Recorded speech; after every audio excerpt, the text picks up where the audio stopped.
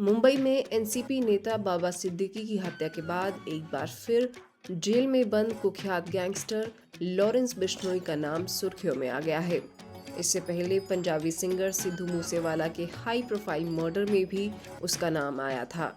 जुर्म की दुनिया में धाक जमाने वाले इस क्राइम नेटवर्क की कमान गैंगस्टर लॉरेंस बिश्नोई और उसके बेहद करीबी गोल्डी बराड़ के हाथ में है।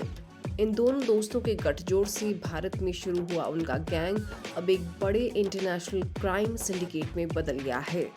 इन दोनों के बाद इस गैंग में अनमोल बिश्नोई और सचिन बिश्नोई के नाम टॉप लिस्ट में शामिल हैं, जो लॉरेंस के सलाखों के पीछे होने के बावजूद इस गिरोह का संचालन करते हैं। केंद्रीय गृह मंत्रालय ने सतविंदर सिंह उर्फ गोल्डी बराड़ को आतंकवादी करार दे रखा है। उसके खिलाफ पंजाब और हरियाणा में 54 मामले दर्ज हैं, जिनमें से 54 जबरन वसूली से जुड़े हैं। ये जानकारी राष्ट्रीय जांच एजेंसी यानी एनआईए ने चंडीगढ़ जिला अदालत में दायर एक चार्जशीट में दी थी। एनआईए ने खुलासा किया था कि गोल्डी बराड़ विभिन्न आपराधिक और आतंकवाद से संबंधित गैंगस्टर गतिविधियों में शामिल एक विशाल नेटवर्क संचालित करता है। गोल्डी बराड़ पर अपना गैंग चलाने के लिए भारतीय व्यापारियों से बड़ी रकम वसूलने का आरोप है।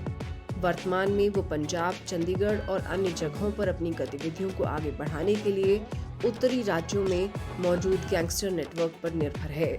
उसके खिलाफ दर्ज 54 मामलों में से 40 पंजाब और 14 हरियाणा के हैं। बराड़ पर पहला मामला 2012 में फरीदकोट में आर्म्स एक्ट और मारपीट के आरोपों के तहत दर्ज किया गया था। हालांकि उसे बरी कर दिया गया था। अब उस पर आर्म्स एक्ट के तहत 18 मामले, हत्या के 12 और गैर कानूनी गतिविधियां अधिनियम के तहत 3 मामले दर्ज हैं। 1994 में पैदा हुए बराड़ पुलिस पृष्ठभूमि वाले परिवार से ताल्लुक रखता है, लेकिन परिवार के इतर उसने अलग रास्ता चुना और कनाडा से खासकर पंजाब में काम करते हुए बीए की डिग्री हासिल की। गोल्डी बराड़ तब चर्चा में आया था जब उसने फेसबुक पोस्ट के जरिए सिंगर सिद्धू मूसेवाला की हत्या की जिम्मेदारी ली थी। शुरुआत में लॉरेंस बिश्नोई गिरोह ने मूसेवाला की हत्या की जिम्मेदारी ली थी। हालांकि बाद में बराड़ ने टेलीविजन पर अपना जुर्म कबूल कर लिया था, जिसमें लॉरेंस के सहयोगी विक्की मिदुखेरा की हत्या में मूसेवाला की कथित भूमिका का हवाला दिया गया था।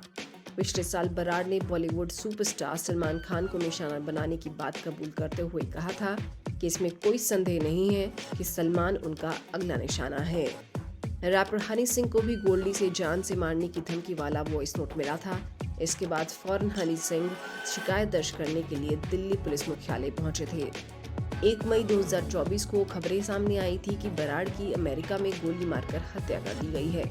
अमेरिकी पुलिस ने गोल्डी बराड़ की मौत की खबरों को खारिज कर दिया था। लॉरेंस बिश्नोई और गोल्डी बराड़ की पहली मुलाकात चंडीगढ़ में उनके कॉलेज के दिनों में हुई थी। लॉरेंस बिश्नोई का ताल्लुक राजस्थान के एक राजनीतिक रूप से प्रभावशाली परिवार से है। लॉरेंस बिश्नोई ने पंजाब यूनिवर्सिटी में दाखिला लेने से पहले ही आपराधिक गतिविधियों में हाथ आजमाना शुरू कर दिया था।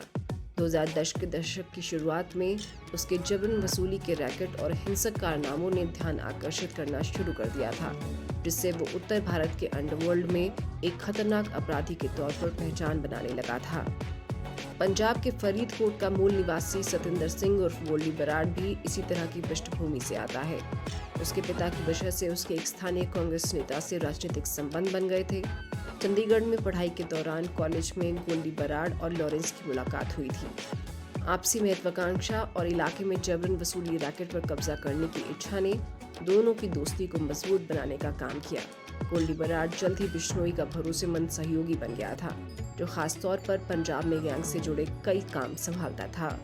लॉरेंस बिश्नोई और गोल्डी बराड़ के बीच ये रिश्ता समय के साथ साथ मजबूत होता गया, क्योंकि वे दोनों राज्य की सीमाओं से परे अपने आपराधिक अभियान का विस्तार करने के लिए एक समान सोच रखते थे। जहां लॉरेंस बिश्नोई जेल के अंदर से सभी ऑपरेशन को अंजाम देता था, वहीं गोल्डी बराड़ जबरन वसूली, धमकियों और जमीन पर हिंसा से जुड़ी तमाम वारदातों को अंजाम देता था।